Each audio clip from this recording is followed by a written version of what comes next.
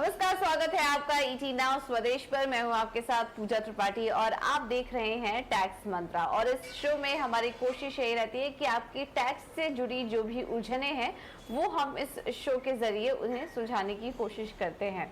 और अगर ऐसे में आपके भी कुछ सवाल हैं तो वो आप हमें भेज सकते हैं। हमारा फोन लाइन नंबर लगातार आपके स्क्रीन पर फ्लैश होता रहेगा, उसके जरिए आप हमसे संपर्क कर सकते हैं। हमारा मेल आईडी भी आपके स्क्रीन पर फ्लैश होता रहेगा, वहां से भी आप हमें सवाल भेज सकते हैं। तो चलिए शो की शुरुआत करते हैं। और आज का टॉपिक है लाइफ इंश्योरेंस और हेल्थ इंश्योरेंस पर टैक्सेशन के फायदे। हमने देखा है कि हादसे और कठिनाइयां जीवन में किसी से भी पूछकर नहीं आती हैं, और इस मुश्किल हालात में खुद को बचाए रखने के लिए, अपने परिवार को तात्कालिक मदद देने के लिए हम जीवन बीमा कराते हैं या फिर हेल्थ इंश्योरेंस कराते हैं। और हम ये भी जानते हैं कि उस पर काफ़ी टैक्स के भी फायदे, टैक्स की भी छूट हमें मिलते हैं। तो आज उसी को हम विस्तार से थोड़ा समझने की कोशिश करेंगे। वैसे तो काफ़ी कुछ नियमों से आप वाकिफ भी होंगे, लेकिन उनको थोड़ा और डिटेल में जानने की कोशिश करते हैं, क्योंकि काफ़ी सारे नियम में बदलाव भी हो चुका है। तो अब लाइफ इंश्योरेंस और हेल्थ इंश्योरेंस खरीदते समय किन किन बातों का ध्यान रखना चाहिए, कैसी तैयारी करनी चाहिए, इस पर हम आगे चर्चा करेंगे। और जब हम जीवन बीमा पर टैक्स छूट की बात करते हैं तो उस पर दो तरीके के से टैक्स मिलते हैं। एक तो एटीसी के अंडर में और एक सेक्शन 10 सब सेक्शन 10D के तहत में। तो क्या क्या फायदे होते हैं, कब आपको सेक्शन 80C के तरफ जाना चाहिए, सेक्शन 10 में अगर बात करें तो किस तरह के फायदे आपको वहां पर मिलते हैं, इसको हम थोड़ा और बारीकी से विस्तार से समझने की कोशिश करेंगे। तो चलिए आज की चर्चा की शुरुआत करते हैं। और आज हमारी मदद करने के लिए इसमें हमारे साथ जुड़ चुके हैं टैक्स एक्सपर्ट बलवंत जैन। बलवंत जी, बहुत बहुत धन्यवाद ईटी नाउ स्वदेश को समय देने के लिए आपका। तो ये जो टॉपिक आज हम समझना चाह रहे हैं आपसे, सबसे पहले तो टैक्स बेनिफिट से ही शुरुआत करते हैं कि लाइफ इंश्योरेंस प्रीमियम जब हम पे करते हैं तो उसमें किस तरह के टैक्स छूट के फायदे मिलते हैं, इसके बारे में कुछ बताइए। देखिए पूजा, आपने जैसे बता दिया कि जब आप प्रीमियम का पेमेंट करते हैं तो आपको जो सेक्शन 80C में है वो 1.5 लाख रुपए तक का डिडक्शन मिलता है। और वो डिडक्शन इंडिविजुअल और एचयूएफ दोनों को मिलता है, और वो चाहे रेसिडेंट हो या नॉन रेसिडेंट हो। यह जो डिडक्शन है वो बाकी सारे आइटम के साथ में, मतलब 1.5 लाख की जो लिमिट है उसमें आपका होम लोन का रीपेमेंट, एनएससी, ईएलएसएस, बच्चों की स्कूल फीस, पीएफ, पीपीएफ वगैरह सब आ गया। डिडक्शन जो है एटीसी में, वो आपका जो प्रीमियम आपने जो पेमेंट किया है वो आपकी जो सम एश्योर्ड है पॉलिसी का उसके 10% तक ही मिलता है। अगर 10% से ज्यादा प्रीमियम पेमेंट किया है तो डिडक्शन आपको 10% ही मिलेगा। और यह डिडक्शन जो 10% की जगह 15% उन लोगों को मिलता है जो या तो हैंडीकैप्ड है या कोई क्रिटिकल इलनेस से सफर कर रहे हैं।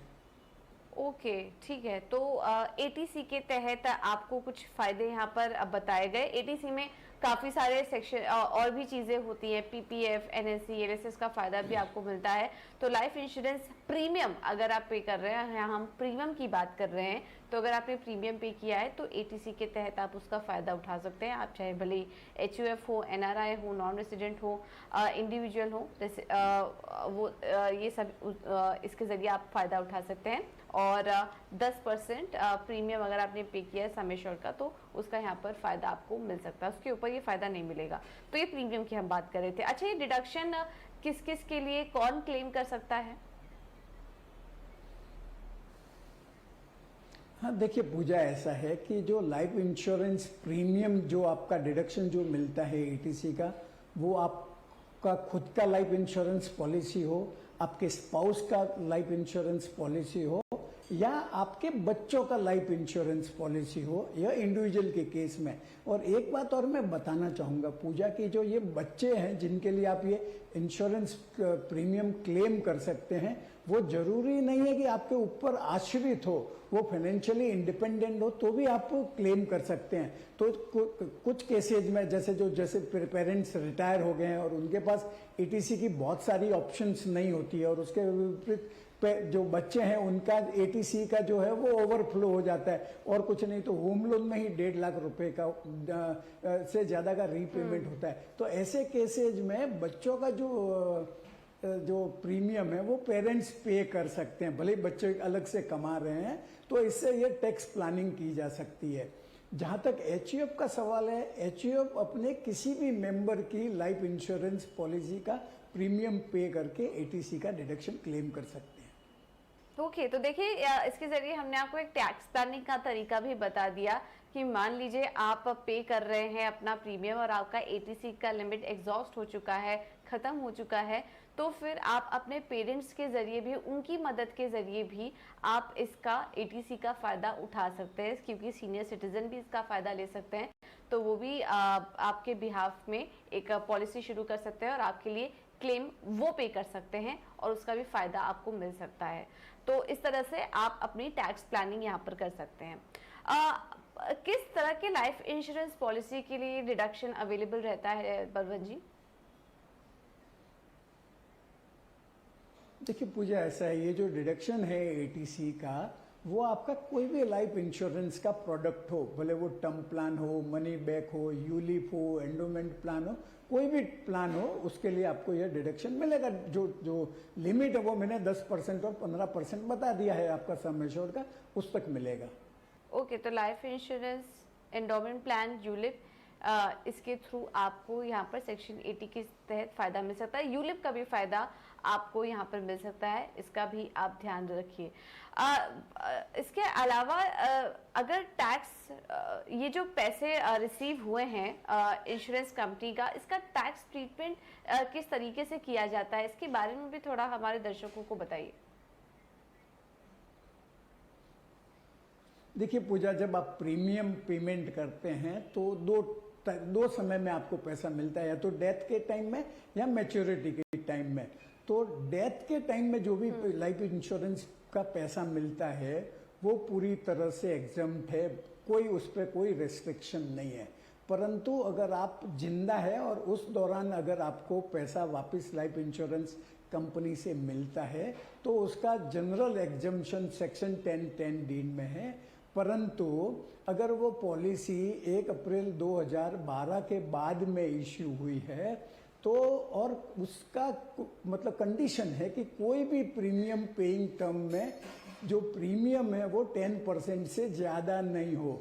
तो जैसे कोई यूलिप की पॉलिसी में भले आप इश्यू किया जब आपने 10% से के प्रीमियम वाला पॉलिसी लिया, पर कभी टॉपअप कर दिया आपने यूलिप का पॉलिसी, तो कोई भी उस 1 साल में आपका 10% से ज़्यादा प्रीमियम हो गया तो वो यूलिप का मैच्योरिटी का जो है वो आपको एग्जम्पशन नहीं मिलेगा। मतलब मैंने जैसे बताया कि जो 1 अप्रैल 2012 के बाद में 10% का लिमिट है, और वही पॉलिसी अगर 1 अप्रैल 2003 के बाद में इश्यू हुई और 2012 के पहले, तो वो जो रेस्ट्रिक्शन है प्रीमियम की वो 20% की है। मतलब 20% से ज़्यादा अगर प्रीमियम हो गया सम एश्योर्ड का तो ये एग्जम्पशन नहीं मिलेगा।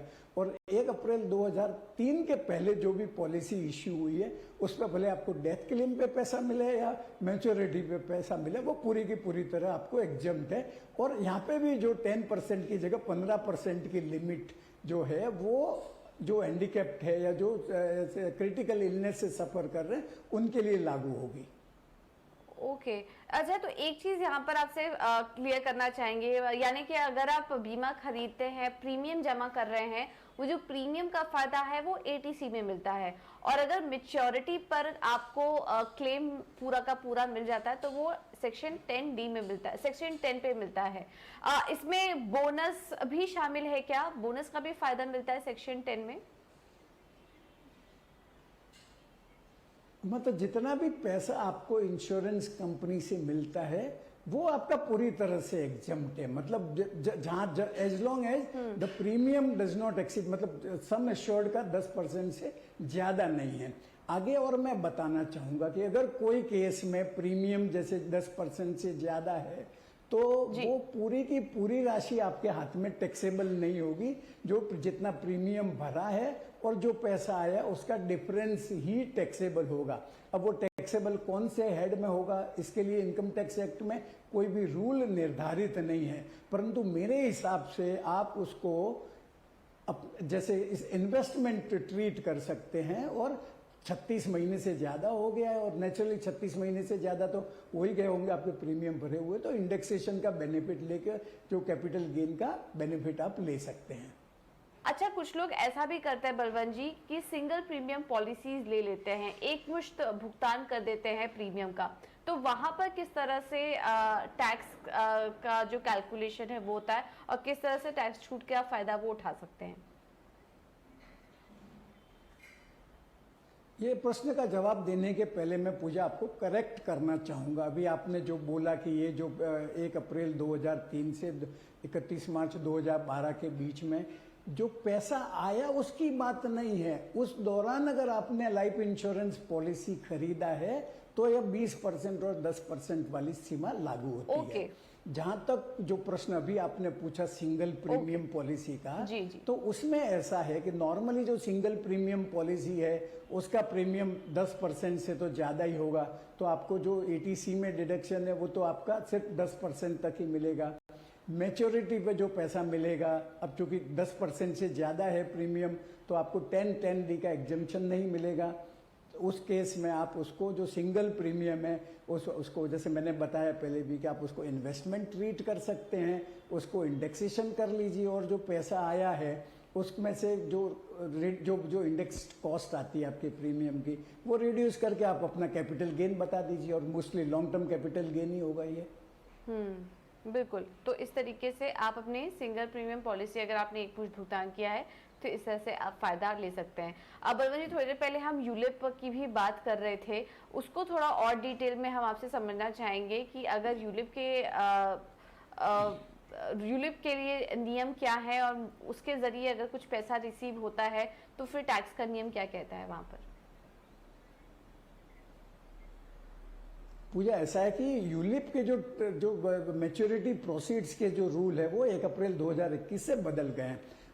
इसके पहले तो जैसे जो आपका जो सेक्शन 10(10)D की कंडीशन है 10% वाला, वो कंडीशन लागू होता था। अगर यूलिप में आपका प्रीमियम 10% से ज़्यादा नहीं है तो वो बाकी पॉलिसी की तरह 10(10)D में एग्जेम्प्ट होता था। अभी ये जो नया अमेंडमेंट आ गया 1 अप्रैल 2021 से, उसके तहत अगर आपकी कोई यूलिप पॉलिसी का ये पूरे साल का प्रीमियम अगर 2.5 लाख रुपए से ज़्यादा है तो ऐसी पॉलिसी को या उन पॉलिसीज को जो सेक्शन 10(10)D का एग्जम्पशन नहीं मिलेगा और उनका टैक्सेशन अलग तरीके से होगा। अगर वो आपकी पॉलिसी जिसका जो अंडरलाइंग फंड है, अगर उसमें पॉलिसी के दौरान पूरा पॉलिसी टर्म के दौरान इक्विटी कंपोनेंट अगर 65% से ज़्यादा रहा है हमेशा, तो उसको लिस्टेड शेयर्स और इक्विटी स्कीम जैसे ट्रीट किया जाएगा और सेक्शन 112A के तहत टैक्स होगा, जिसमें आपका 1 लाख रुपए तक जो भी ये लॉन्ग टर्म कैपिटल गेन होता है इन प्रोडक्ट्स का, उस पर 0 रेट से टैक्स लगता है और उसके ऊपर 10% का फ्लैट रेट लगेगा कितना भी अमाउंट हो। परंतु अगर आपका जो इक्विटी कंपोनेंट उस यूलिप पॉलिसी में 65% से नीचे चलाया गया है कोई साल में, तो ये जो 112A में टैक्स नहीं होगा। और उस केस में जैसे हालांकि इनकम टैक्स एक्ट में कोई प्रोविजन नहीं है, परंतु मेरी अपनी राय है कि उसको, जैसे मैंने पहले भी बताया, कि उसको आप इन्वेस्टमेंट ट्रीट कर सकते हैं और हर एक प्रीमियम को आप इंडेक्स करने के बाद में जो प्रोसीड्स आया है उसमें से कम करके आप उसको लॉन्ग टर्म 20% के हिसाब से टैक्स भर सकते हैं। तो ये तो बात हुई लाइफ इंश्योरेंस की, क्या क्या नियम है, ATC सेक्शन 10D के तहत क्या फायदे मिल सकते हैं। यूलिप भी एक तरीके से लाइफ इंश्योरेंस का ही कंपोनेंट है, किस तरह से आप उसका फायदा उठा सकते हैं ये हमने आपको बताया।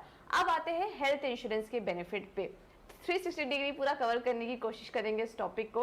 तो हेल्थ इंश्योरेंस की बात करें बलवंत जी, तो वहां पर जो हम प्रीमियम पे करते हैं उसके क्या क्या टैक्स के फायदे हैं?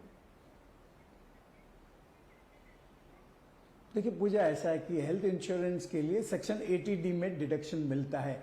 उसमें दो तरह के डिडक्शन है। एक जो डिडक्शन है वो आपका और आपकी फैमिली के लिए जो हेल्थ इंश्योरेंस प्रीमियम खरीदते हैं उसका है, उसका 25,000 रुपया है, और आपके पेरेंट्स के लिए भी अलग से 25,000 का डिडक्शन है। परंतु अगर जैसे आप अगर सीनियर सिटीजन हैं या आपके पेरेंट्स सीनियर सिटीजन है तो 25 की जगह 50,000 मिलेगा। जैसे दोनों ही सीनियर सिटीजन, आप भी सीनियर सिटीजन और आपके पेरेंट्स भी सीनियर सिटीजन है, तो उस केस में 50,000 प्लस 50,000 1 लाख रुपए का डिडक्शन मिलेगा। और यह डिडक्शन इंडिविजुअल भी क्लेम कर सकता है और एचयूएफ भी क्लेम कर सकती है। ओके, ठीक है। तो ये आपको हेल्थ इंश्योरेंस की पॉलिसी के फायदे बताए। अच्छा, ये जो फैमिली की डेफिनेशन इसके अंदर आती है, क्योंकि हम फैमिली के लिए भी लेते हैं, उसके भी टैक्स के फायदे आपने बताए ले सकते हैं, तो ये फैमिली की डेफिनेशन में आता कौन कौन है? देखिए पूजा, फैमिली के डेफिनेशन में आपका खुद का जो पॉलिसी है, आपका स्पाउस का पॉलिसी है, और आपका डिपेंडेंट चिल्ड्रन होना चाहिए। मतलब अगर इंडिपेंडेंट है तो उसका क्लेम आप 80D में नहीं कर सकते।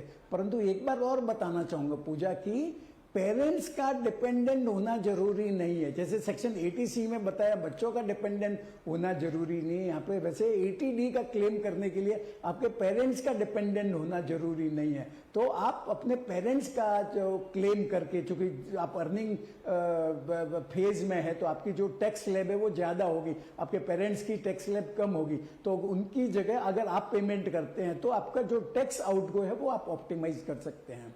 तो देखिए, अब इसका फायदा आपको 80D के तहत मिल सकता है, और यहाँ पर भी आप इसके जरिए टैक्स प्लानिंग कर सकते हैं। जो अभी बलवंत जी ने हमें बताया कि पेरेंट्स का भी डिपेंडेंट होना आपके ऊपर जरूरी नहीं है, तो इसके थ्रू आप फायदा इसका ले सकते हैं। अपने पेरेंट्स के थ्रू भी इंश्योरेंस पॉलिसीज ले सकते हैं, आप अपने थ्रू भी अपने पेरेंट्स के लिए ले सकते हैं, और टैक्स के बेनिफिट आप उठा सकते हैं। इसमें एक क्लैरिटी हम चाहेंगे का, क्योंकि मैरिज के बाद अपने अपने पेरेंट्स की तो हम देते हैं, क्या इसमें इन लॉज भी कवर होते हैं?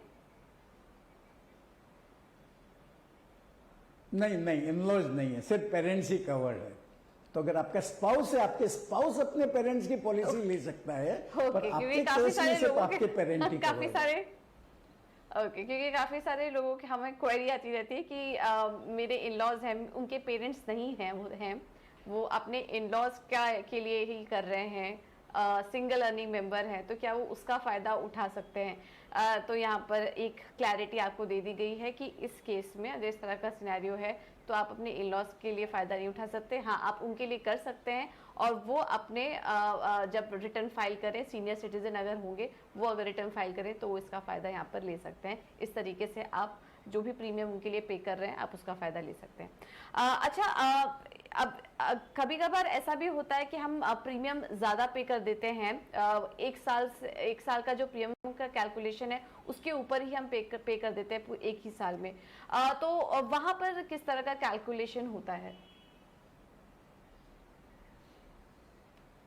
कई बार क्या है कि कंपनीज आपको डिस्काउंट देती है अगर आप 3 साल का 2 साल का प्रीमियम साथ में पेमेंट कर देते हैं तो पहले तो ऐसा है, जिस साल में प्रीमियम पेमेंट करते थे वो डिडक्शन अलाउ होता था, परंतु थोड़े साल पहले 80D में अमेंडमेंट आ गया है। तो अगर आप 1 साल से ज़्यादा का अगर प्रीमियम एक साथ में पेमेंट करते हैं तो आपको उस साल में उस साल का रिलेटेबल प्रीमियम है उसका ही डिडक्शन मिलेगा, और जो आपने फ्यूचर ईयर्स का पेमेंट किया है वो आप उसके कॉरस्पॉन्डिंग ईयर, असेसमेंट ईयर में आप क्लेम कर पाएंगे। कभी कभार ये बलवंत जी ऐसा होता है कि हेल्थ इंश्योरेंस पॉलिसी कुछ लोग नहीं लेते हैं, मिस कर जाते हैं। यूजुअली ऐसा सिनेरियो हमने जो नए नए जॉब में लगे हुए हैं, उनको सैलरी मिलना शुरू हुई है, उस केस में हमने काफ़ी देखा है कि तुरंत वो हेल्थ इंश्योरेंस पॉलिसी या फिर इंश्योरेंस की तरफ वो नहीं घूमते हैं।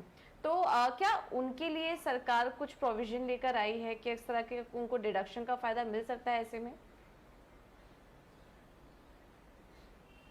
देखिए पूजा, ऐसा है कि जो नॉन सीनियर सिटीजन्स हैं, मतलब जो 60 साल से कम वाले हैं, अगर उनका हेल्थ इंश्योरेंस पॉलिसी है तो जो 25,000 का जो लिमिट है उसके अंदर ही 5,000 का एक सब लिमिट है जो प्रिवेंटिव हेल्थ चेकअप करवाते हैं, जैसे अपन अपनी भाषा में body check, full body checkup बोलते हैं, वो करवाते हैं तो 5,000 रुपये तक का क्लेम कर सकते हैं। और ये एक बात और बताना चाहूंगा कि ये सिर्फ 5,000 रुपया है, वही आप कैश पेमेंट कर सकते हैं। बाकी जो प्रीमियम वगैरह पेमेंट करना है वो चेक से पेमेंट होना चाहिए, नहीं तो अलाउ नहीं होगा। अच्छा, जो लोग सीनियर सिटीजन हैं, अगर उनके पास हेल्थ इंश्योरेंस पॉलिसी नहीं है तो वो अपना, जैसे 50,000 का लिमिट है उनके लिए, तो वो उस 50,000 रुपए तक जो रेगुलर जैसे मेडिसिन का खर्चा है, डॉक्टर की फीस है, या जो पैथोलॉजी के टेस्ट वगैरह है, वो क्लेम कर सकते हैं। परंतु यहाँ वापस मैं बताना चाहूंगा कि यह पेमेंट चेक से होना चाहिए। हाँ, यहाँ पे भी 50,000 के अंदर 5,000 रुपए की जो प्रिवेंटिव हेल्थ चेकअप की जो लिमिट है वो कैश में पेमेंट किया जा सकता है। चलिए, इस बीच हमें सवाल आना भी शुरू हो चुके हैं और एक दर्शक का हमें सवाल आया है। ये एक सैलरीड पर्सन है और इनकी सैलरी से जो कंपनी डिडक्ट करती है टीडीएस के फॉर्म में, वो डिडक्ट हो चुका है, लेकिन इन्होंने आईटीआर फाइल नहीं किया इस फाइनेंशियल ईयर के लिए, 2021-22 फाइनेंशियल ईयर के लिए इन्होंने आईटीआर फाइल नहीं किया। अब ये क्या कर सकते हैं बलवंत जी? ये काफी लोगों की दिक्कतें हैं, समस्याएं हैं। अक्सर ऐसा होता है, अगेन जिनकी नई नई जॉब लगी होती है उनको ये चीज़ें नहीं ध्यान रहती है, वो तो कंफ्यूज रहते हैं किस तरीके से टैक्स कैलकुलेशन करें, किस तरह से टैक्स बचाएं, और ये डेडलाइन तो उनको अक्सर मिस ही कर देते हैं वो। अब इन्हें क्या सजेस्ट करेंगे? 31 जुलाई तो मिस हो गई है, फाइन वगैरह क्या पेनाल्टी इनको देनी पड़ सकती है? देखिए पूजा है, जैसे आपने बताया, कई लोगों को तो यह है कि 31 जुलाई की तारीख है, वो नाउ और नेवर है। मतलब अगर ये 31 जुलाई को नहीं फाइल किया तो आप बस चूक गए, वैसा नहीं है। इनकम टैक्स के रिटर्न फाइल करने के लिए 2 डेट होती है, एक ड्यू डेट होती है, एक लास्ट डेट होती है। 31 जुलाई है वो ड्यू डेट थी, और ड्यू डेट तक फाइल करने का फायदा होता है कि आपको रिफंड 1 अप्रैल से मिलता है, आपका जो लॉस वगैरह है वो कैरी फॉरवर्ड कर सकते हैं, आपका इंटरेस्ट वगैरह नहीं लगता है। परंतु अगर आप 31 जुलाई तक रिटर्न फाइल नहीं कर सके तो दूसरी जो डेट मैं बता रहा हूं वो लास्ट डेट है, उसके बाद में आप फाइल नहीं कर सकते, तो वो 31 दिसंबर है। तो जो लोग फाइल नहीं कर पाए हैं वो 31 दिसंबर तक अपना इनकम टैक्स का रिटर्न भरना पड़ेगा। परंतु आप कुछ गलती करोगे तो उसकी तो सजा भुगतनी ही पड़ेगी आपको। तो इनकम टैक्स एक्ट के प्रोविजन के हिसाब से अगर आप ड्यू डेट चूक जाते हैं और लास्ट डेट के पहले रिटर्न फाइल करते हैं, और अगर आपकी इनकम टैक्सेबल इनकम 5 लाख से ज्यादा है तो 5,000 रुपए की मैंडेटरी लेट फाइलिंग फीस है। परंतु अगर आपका जो इनकम टैक्सेबल इनकम 5 लाख से कम है तो ये मैंडेटरी जो लेट फाइलिंग फीस है वो सिर्फ 1,000 रुपये ही लगेगा, और वो आपको अपना रिटर्न भरने के समय ही पेमेंट करना पड़ेगा। अब अगला सवाल ले लेते हैं, और ये हमारे दर्शक ने हमें भेजा है। इनके फादर का जो HUF है उनके जरिए इनको गिफ्ट ये देना चाह रहे हैं, करीब 10 लाख रुपए का ये अमाउंट है। उस पर इनको कितना टैक्स देना पड़ेगा, किस तरह की टैक्स लायबिलिटी बनती है, और अगर ये टैक्स पे कर रहे हैं तो क्या कोई और दूसरा ऑल्टरनेटिव है HUF के थ्रू ही जिसके थ्रू ये गिफ्ट रिसीव कर सके? किस तरह के टैक्स नियम यहाँ पर बन सकते हैं, इनके लिए टैक्स लायबिलिटी क्या बनेगी, इस पर क्या सजेशन आपका होगा बलवंत जी?